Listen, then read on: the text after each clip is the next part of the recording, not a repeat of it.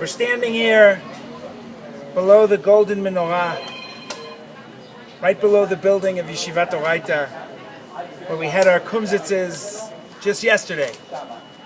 Last night of Orayta, last night of Chorev Zman, overlooking the Kotel, Jordan, and we're about to enter the Shabbat of Parshat Dvarim.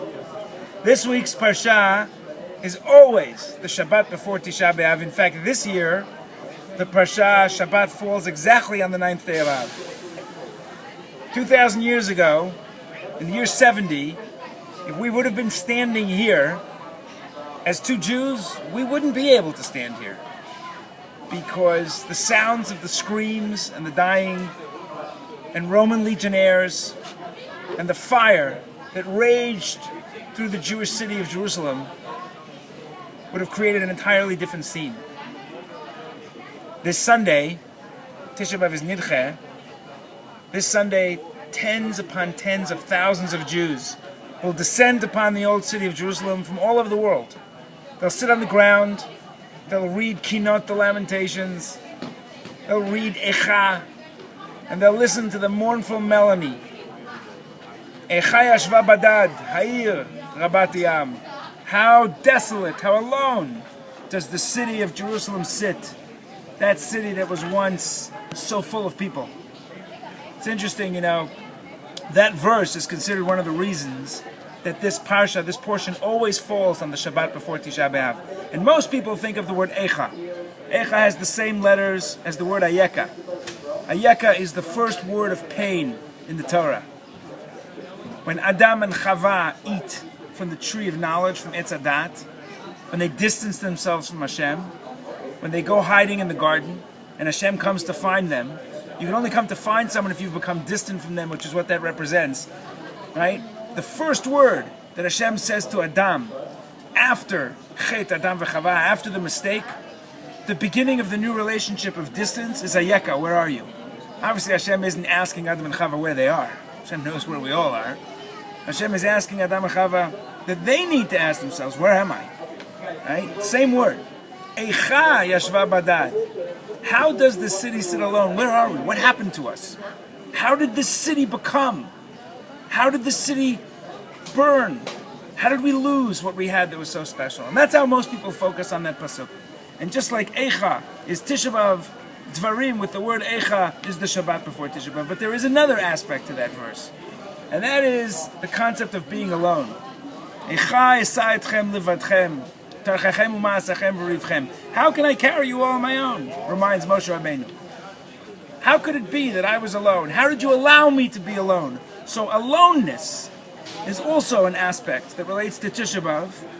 Ha'ir Asher Yashva Badad, right? The city, right? Echai Yashva Badad, sorry.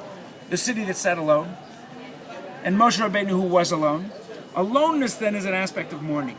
Aloneness is an aspect of pain. Oneness, togetherness, that's an aspect of redemption, of rebirth. And so this Shabbat, Parshat Dvarim, Moshe Rabbeinu will be left alone.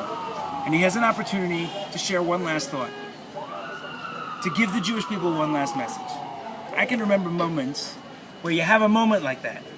And it's a second, it's a moment to share something before a person gets on a plane, before a unit goes on patrol. And those moments are powerful. And so this week's Parsha is the beginning of that moment for Moshe. How will I send the Jewish people into Eretz Yisrael knowing that I cannot go with them? Which is what makes the beginning of this Parsha so strange. These are the words that Moshe spoke on the other side of the Jordan. Bamidbar, in the desert. Ba'arava, in the plains, opposite Suf. And it begins to describe where he was. It's interesting. Why do I care what Moshe Rabbeinu was? Well, because where he was is not where he was.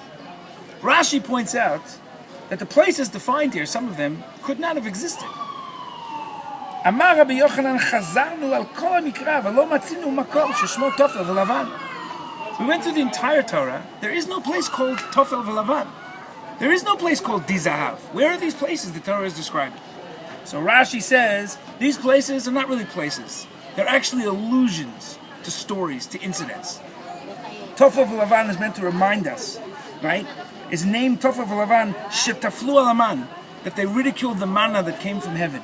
Dizahav is meant to remind us of Chet Egel, of that place where gold became so important that we lost touch of what really is important in life. Now that's fascinating. Moshe Rabbeinu is about to say goodbye to the Jewish people. They're about to enter Eretz Yisrael.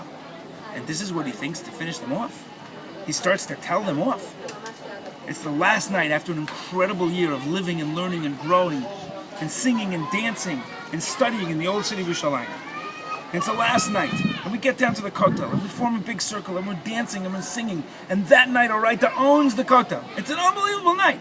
And I get a chance to share a last word after all the boys have accomplished that year. And I start to tell them off, because somebody didn't clean off the table on one day, because somebody overslept. That's ridiculous. What is Moshe Rabbeinu doing here? Unless, of course, you get to the essence and the root of what Tochacha is all about. Tochacha, to tell someone off. You know, the Rambam, and for those of you who got into this while you were at Orayta, so we studied this in Hilchot Deot towards the end of the year in Perek Vav in the 6th chapter, which is where the Rambam, Maimonides, talks about ethical behavior of Tochacha. You know, telling someone off is not a simple thing to do. You can't tell someone off unless you think they're going to listen to you. And you can't imagine that someone's really going to listen to you unless you have a relationship with him. So in order to tell someone off, you have to have a relationship with him, and you have to have gotten to a point you really believe that this person wants to hear what I have to say, that he so loves me and so trusts me and so knows that I love him, that he's willing to accept that I'm about to tell him that he needs to fix himself, that something's wrong. In fact, the Rambam points out, if you see your chaver, if you see your friends, you have to be mechubar, you have to be connected to him. And you see that he's chotel atzmo, that he's making a mistake against himself. It has to be that you see that there's a mistake. It has to be you believe that this person can be better than that. And it has to be that you care about this person, and it's really not about you. It's not because he's wronged you. It's because you love him so much that you want him to grow. Moshe Rabbeinu is giving a message to the Jewish people. I care about you. I love you. I know you're leaving me, and I know you're entering Eretz Yisrael, but I want you to succeed. And you need to learn from the mistakes that we made in the past. You need to go back to what your parents did, the first generation, and you need to realize that this time it has to be better. Here we stand in the old city of Yerushalayim, and there's a menorah behind us, a golden menorah. And it's built according to specifications by the Machon HaMikdash. This menorah can actually be used in the Beit HaMikdash. In fact, they had a whole dilemma how to insure it, because it's priceless. It's Miksha Chad Zahav. There is no other menorah in the world like this menorah. It's behind special glass with lines because you can't replace this menorah. And if Mashiach comes and we build a Beit HaMikdash, and if, as is foretold by the prophets, by the Nevi'im, that one day, Tisha B'Av, the day we lost the Beit HaMikdash, will become a day of rejoicing, if that actually happens this Sunday, this menorah will be carried up to that hill and we'll light it. And underneath this menorah, we have to go back and ask ourselves, so how did that menorah get extinguished? How did we lose that temple? You walk over here and you look down and you can see the southern excavations and you can see Har HaBayit and you can see that we're not there. We lost it. How did that happen? The Gemara says that happened because of Sinat Chinam. The Gemara says that happened because we hated each other for no reason. Hating each other for no reason makes absolutely no sense. So there are a lot of different ways to understand that. The Netziv, who says Sinat Chinam, is when you hate someone because their view, their path to Hashem is different from yours, and therefore we will rebuild the Beit HaMikdash because we learn to respect each other for their different opinions, even if we disagree. But a friend of mine actually gave me recently an interesting insight. Meir Becker, a friend of mine who lives in Efrat, noted an interesting thing about the story of Kamsa Bar Kamsa, a famous story in the Talmud that defines how the temple was destroyed because a host hated one of his guests who was accidentally invited so much that he wanted to kick him out of the wedding feast, even though the guest offered to pay for the whole feast. And the rabbi sat and watched, and he did nothing. And the guest, Bar Kamsa, was so incensed, he went to the Roman authorities, and he convinced them that the Jews were rebelling, and one thing led to another, and that's how the temple was destroyed. So it's an interesting question. This Bar Kamsa must have been a fellow of some influence. Like just because some Jew goes to the Romans and says something doesn't mean they're going to mount a revolt, that they're going to go to war. So he must have had some influence. The host must have had good reason to hate this Bar Kamsa because maybe he was one of those individuals about whom the blessing of Lamal Shanim was eventually written, who was turning Jews over to the Romans. He was not exactly in line with the rabbis. but they hated, and it was lechinam. They didn't appreciate the price that would be exacted from that hatred. They didn't realize that even though there might have been a reason for it, that there would be a consequence to those actions. We don't think very often about the consequence of our mistakes until it's too late.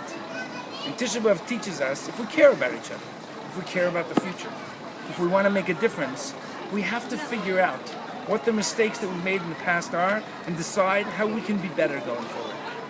And that's one of the hidden messages of Tisha B'Av. As we enter a new year, Rosh Hashanah, Chodesh Elul, the new month of Elul is around the corner, right? And where on Sunday, people will be sitting on the ground in mourning and sackcloth, a month later they'll be dressed in their white and their finest, hearing the sounds of the shofar. And as we go into this new year from Tisha B'Av, we have to look back. We have to think about where we came from. Decide how this year can be better. Moshe Rabbeinu says to the Jewish people, I love you and I care about you and I want you to grow. Learn from your mistakes. Yiratzon that we can do the same thing. That the mistakes that we made this year, and we've all made mistakes, at least those will disappear, and that this coming year will be a better year.